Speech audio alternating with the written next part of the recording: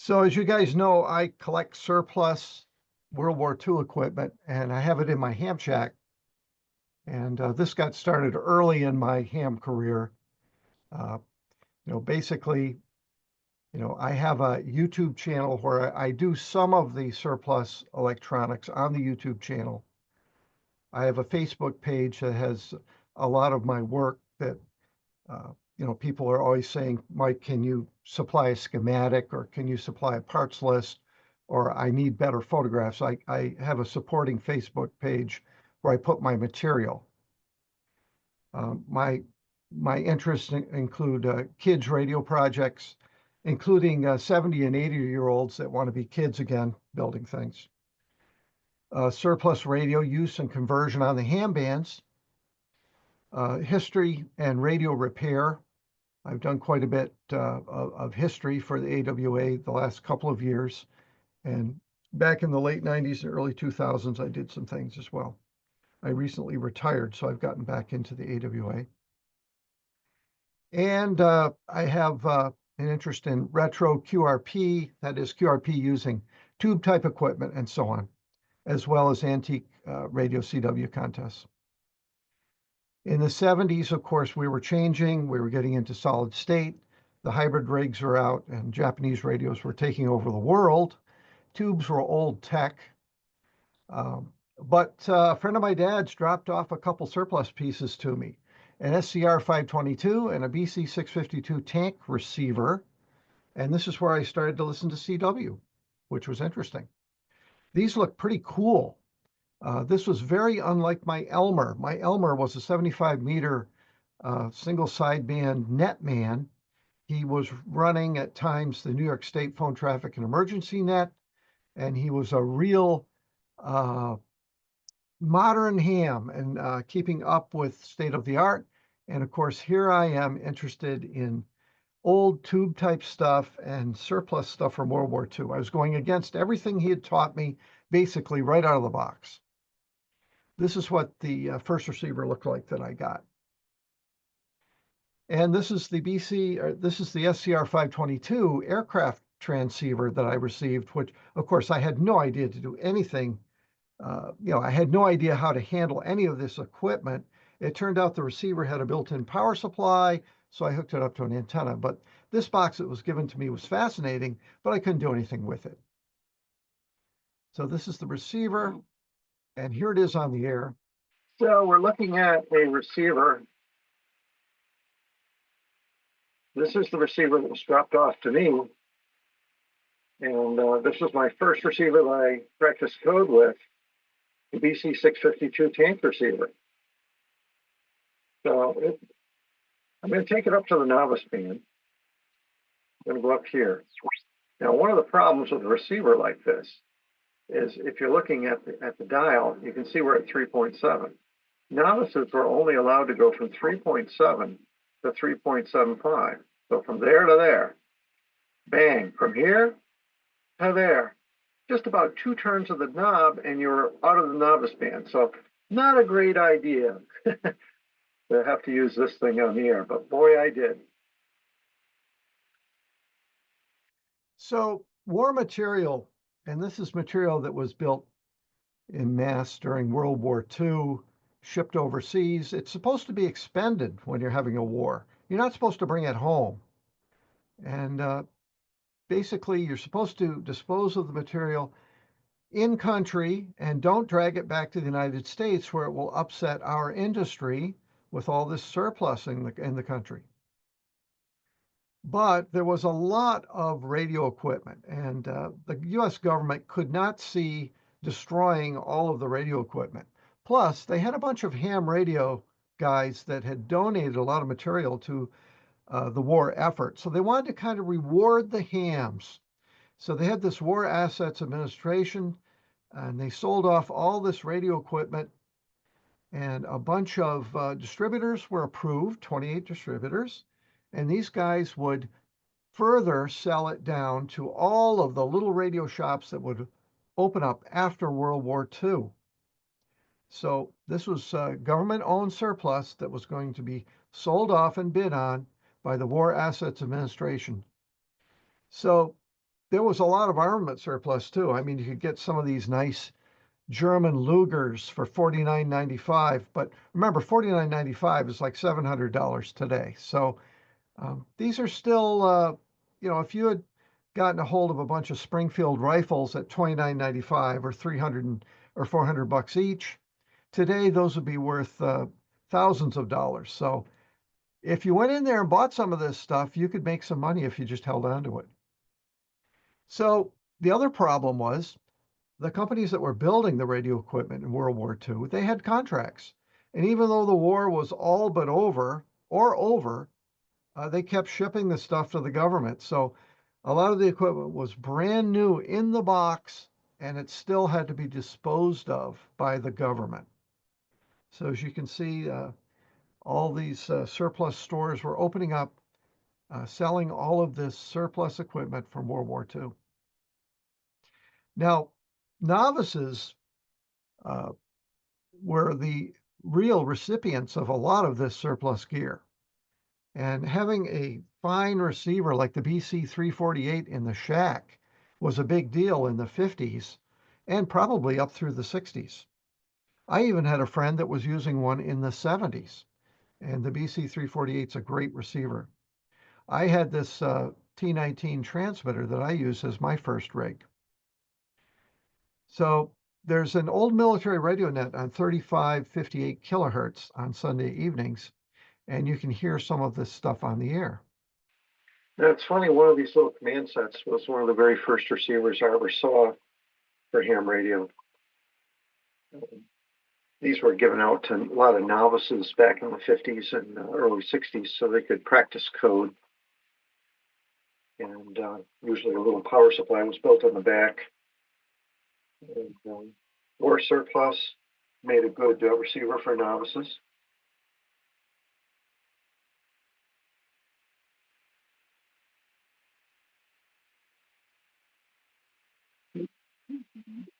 The entire CW band is from here to here, so it tunes pretty fast, but still useful for listening and code practice.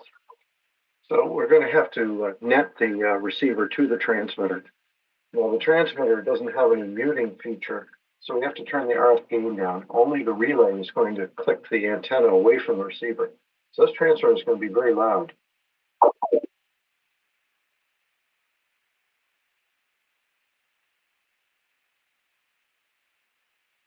Somebody is tuning up already on frequency for the net. You can hear them tuning up. So we know we're on net frequency. Everybody will be using primitive military sets tonight. Some from before World War II, some World War II, some Korean, some Vietnam era, and there might be some Soviet bloc and Russian military rigs on as well. That's funny, one of these. So you guys might have heard of this place down in New York City in Lower Manhattan called Radio Row. This is basically where the World Trade Center area is. And these stores were loaded with this surplus equipment.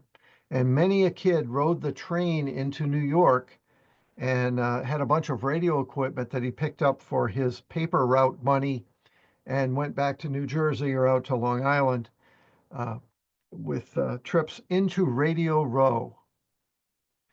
These were some of the stores that were available around the country. And of this whole list, the only one I believe that is still open is Murphy's Surplus in San Diego. You might have heard that Fair Radio in Lima, Ohio, closed just a year and a half ago.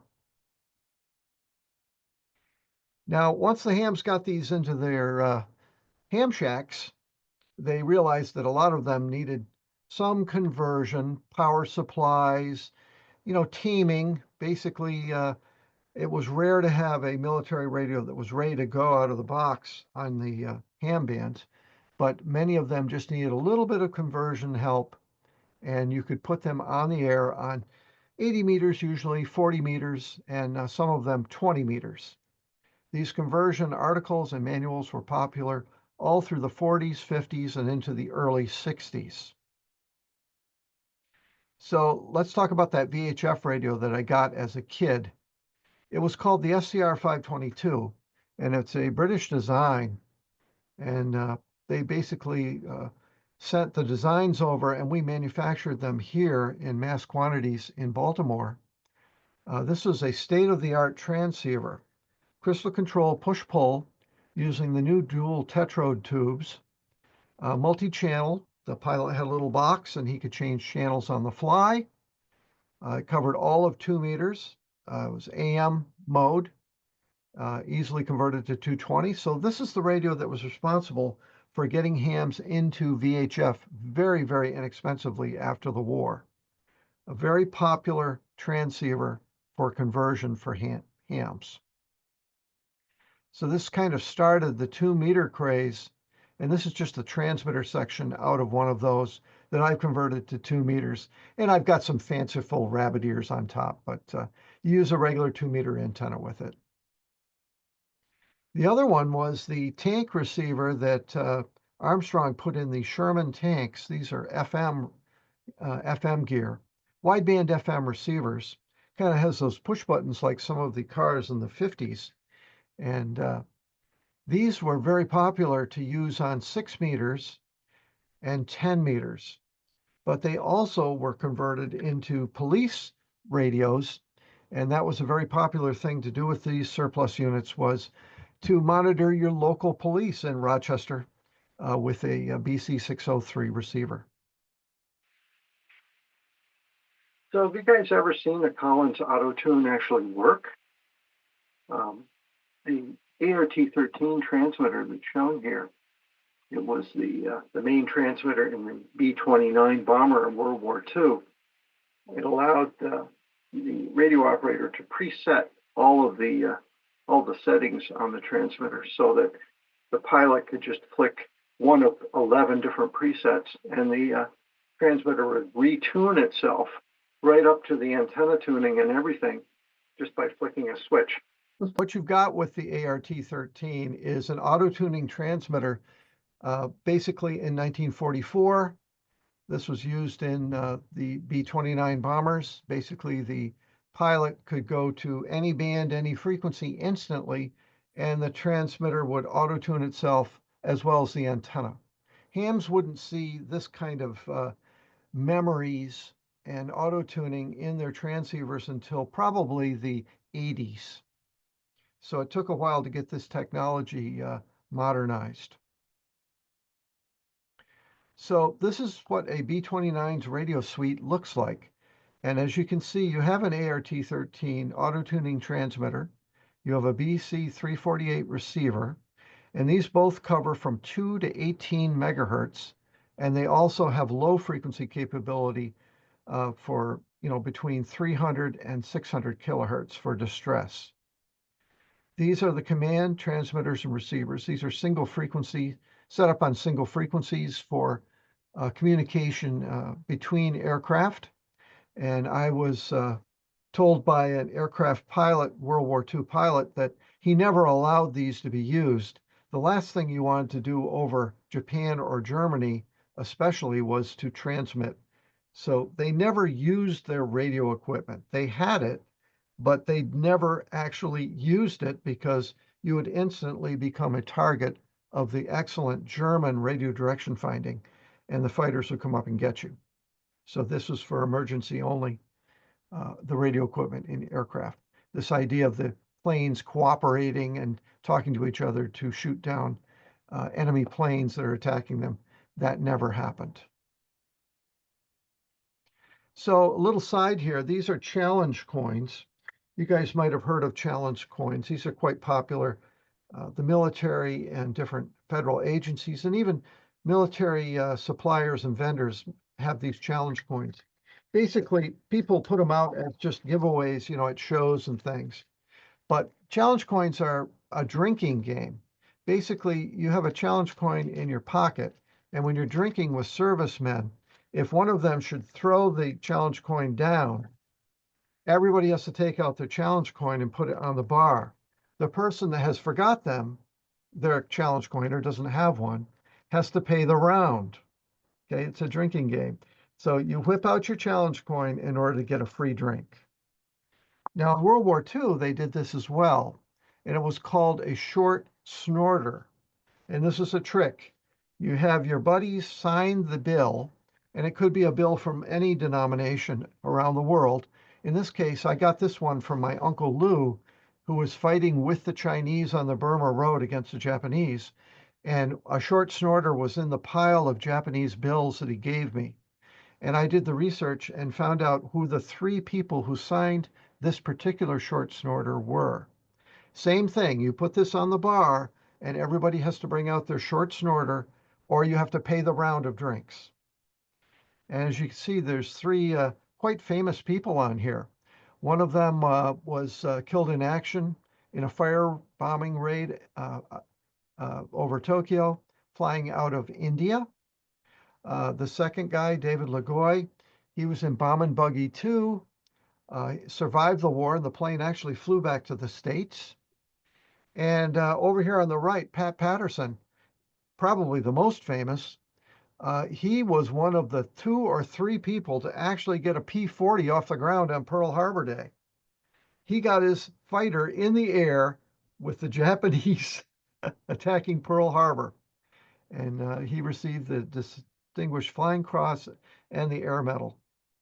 So that's just a little piece of history I got as a kid from my Uncle Lou, who fought in World War II on the Burma Road. This is Bomb and Buggy 2. This is the crew. That's one of the guys on that note was in this crew right here. They flew out of India across the hump, it was called, and attacked Japan from the back. So this was my first transmitter, the Venerable ARC 5 command transmitter. And I used this thing on the air when I first got my novice ticket. And it covered that little section around 3.7 megahertz where the novices were allowed to transmit. And that year, they allowed the novices to have a VFO. We didn't have to use crystal control anymore. I think it was 1974. So I used it as is, and it was a wonderful transmitter. It had a magic eye tube in the back where you could calibrate the dial. It's a pretty cool radio. So let's talk a little bit about the ARC-5. The ARC-5 station, basically using surplus transmitters for novice use. This article ran in the ARRL handbook for many, many years because it was a low-cost way for novices to get on the air with the military surplus transmitter. So that was kind of the kickoff point. Now, by the time I got my novice, it was legal to use a VFO on the air. So I completely ignored this, except for the power supply section, which was very important, and used the ARC-5 transmitter on VFO control on 80 meters. So again, there were no real power meters available for novices readily. The Heathkit did make a power meter, but most people didn't have anything like that. Instead, they had these low-cost SWR bridges. The way you tested your transmitters, you used it with a 60-watt light bulb, and you illuminated the light bulb, and that told you you were putting out enough power. And then you went to your SWR meter and got your antenna tuned up. Yep. Next, we check our SWR.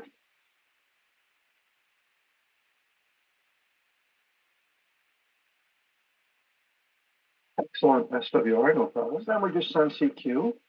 So, these guys put out 40 or 50 watts.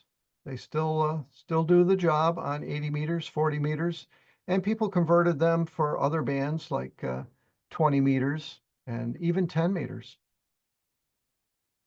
This was a typical novice station in the 1950s, probably up through the mid-60s, using an ARC-5 transmitter and a BC348.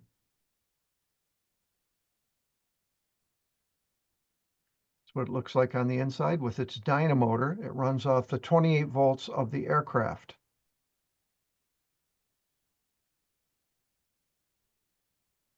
The question is the World War II BC348 a better CW receiver than yours?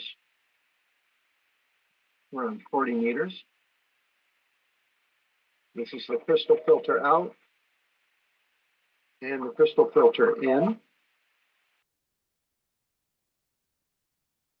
So here we go. This is something I ran back in the 90s. This is an Arc 5 Go-Go in the car. I have the Arc 5 receiver and transmitter in the car. This did about 25 watts of AM and a ball to use in the car on 75 meters. So this is my station. As you can see, it's mostly surplus equipment. It's got a lot of the radios that I was talking about. Here's the R390 receiver. This is from the 50s. And there's one of those tank receivers. And here's a Collins receiver. But this is all military surplus.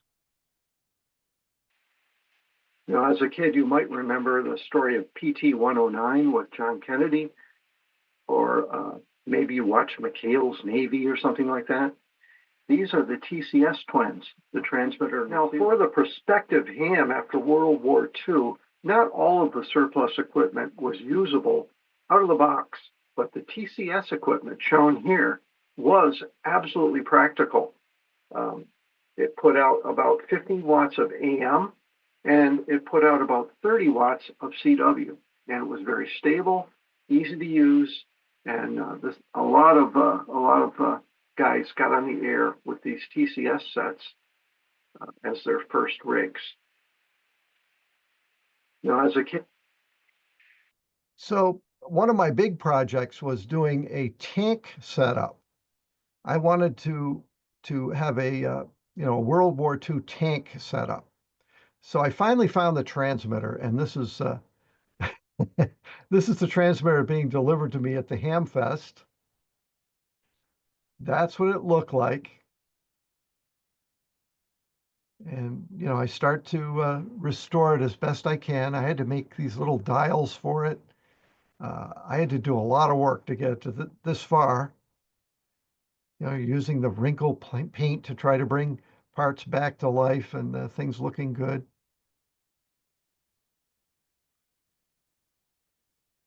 Finally got the filaments lit. I had to make a high voltage power supply out of a pair of microwave oven transformers. And that's a pretty scary looking power supply, but it powers this beast.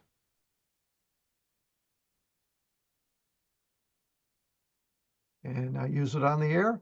It works CW and AM on 80 and 40 meters. So here's another gem. I actually got this one at the AWA flea market, I think in around 1999 or 2000. We wanted to net this signal. We want to get on his frequency. We go to our tank, we press the net button.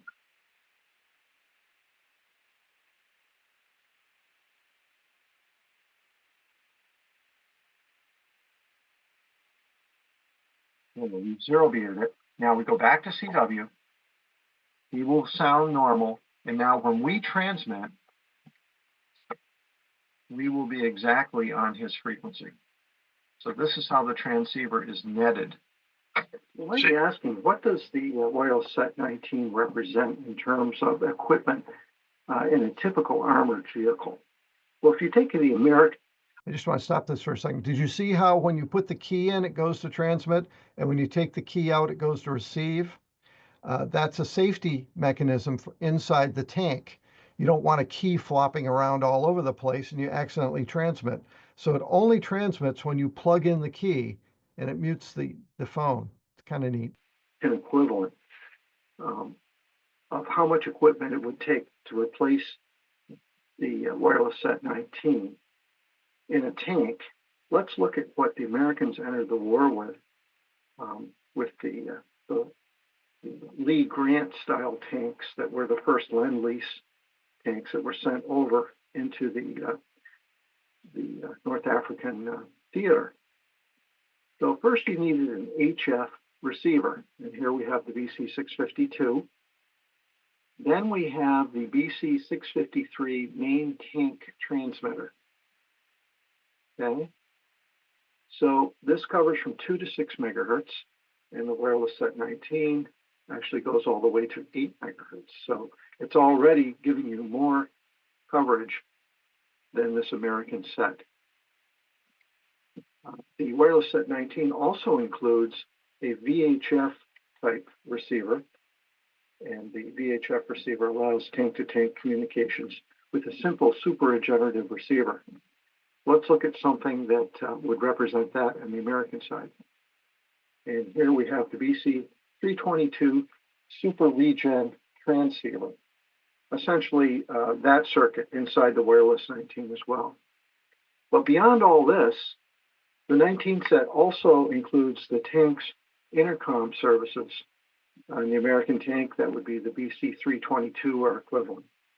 So you really have a system that is miniaturized, easier to use, and much, much smaller.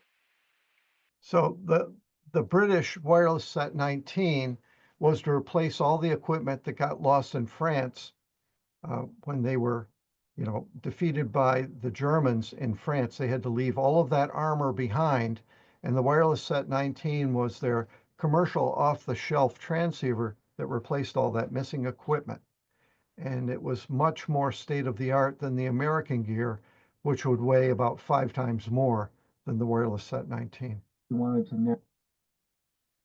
So talk a little bit about spy suitcase sets. This is something that a friend of mine is really into. He has several of these from all over the world, and they're really, these were used for the guys that were sent in country to communicate back over the channel and report on, activities, usually in France and the Scandinavian countries that were under occupation of the Germans. This is a B2 spy set from the SOE. This is a typical spy set that would be sent in with a communications agent. And as you can see, it has a little key on top. My friend picked this up just 3 years ago, complete with all the accessories. So stuff like this is out there. And as a lot of us hams get older and pass away and things become available, suddenly you can get your hands on something that you couldn't touch 15 years ago, a real spy set from World War II. Some people are into green radios, and green radios are Korean War and Vietnam War era, Cold War era radios. These are mostly field radios, both handheld and backpack style radios, and these are operated mostly in the 6-meter band. Some of them are HF, but most of them are used on 6 meters for reenactors. They put them in their Jeeps, they put them in their trucks, and this is another popular side hobby of ham radio is military vehicle collecting. This is a interesting set. The BC654 is a Crosley. This predates World War II. It's known as kind of a mule pack radio, a little bit too big for one man to carry. These were available before the war and saw a lot of action against the Japanese as coast watchers or ship watchers on all the islands watching the Japanese convoys. They would report on the BC654. It used a hand crank generator, so you could use it in the woods. You didn't need to worry about a power supply. You just had to have a few strong people cranking the power all the time you're transmitting and receiving. This is a Korean War item. This is an FM transceiver. There's many of these that were converted for ham service in the 6-meter band during the 60s. But these are wideband FM equipment, useful mostly for 10 meters and 6 meters. Now most everybody is using narrowband FM, so there's not a lot of this out there. But again, the military reenactors and the military vehicle collectors still use this gear regularly. This is the famous BC611. This is an AM walkie-talkie that was designed by Motorola, and this was used in World War II. Had a range of about a mile and was probably the only thing functional on D-Day, because most of the radio equipment either didn't get deployed, didn't get to the beach, or was sunk. So this is a radio that actually made it to D-Day, even though it was just talking to ships offshore for support cover. As you can see, this one's made by Nippon Electric in Japan. We were giving a lot of military contracts to the Japanese and to the Germans post-war to start to build up their industry again. So down on the floor here, I've got a couple of interesting radios. To the right is the GRC-9, or the Angry 9. This was a paraset radio that was developed late in World War II, but actually it didn't see a lot of action until the Korean War, and these were used up through the early Vietnam years. Actually, the Viet Cong, the North Vietnamese, used French versions of the GRC-9 all during the Vietnam War for CW in the jungle, and we found that the near vertical incidence and communications using the GRC-9 outperformed the American FM equipment that was popular during the Vietnam War. It was a lot more effective in the jungle conditions. To the left, I've got a spy set that was dropped into France during World War II. This is the famous paraset, and there's reproduction that I put together for the paraset. So down on the floor. So the paraset spy radio was reproduced by the SOE to drop into France. The problem with this radio was the person that used it usually didn't live very long, because the Germans would use radio direction finding techniques. And most of the women that used these, and yes, it was mostly women that were dropped into France because it was easier for them to fold into the countryside, and with good French, they could pass off as locals. So they were coordinating the resistance. And this particular transceiver was about 3 watts output power, maybe 4 watts output power, and it used a regenerative receiver. And that regenerative receiver could get you in trouble, because once it's in the autodyne mode where it's oscillating all the time, the Germans could do radio direction finding on the received signal. So this was a dangerous radio to have. And if you didn't move around a lot, you could be picked up very, very quickly using these spy radios in France. So finishing up here, remember, safety in the shack. This is not my shack, by the way. This is a real shack, though. This is the basement of WA1HUD. I call it three-dimensional junk. I mean, you could reach in any direction and come up with a tube or an interesting part or transformer falling on your head. It is high voltage, guys. So all of this stuff is high voltage. You have to be very careful with it.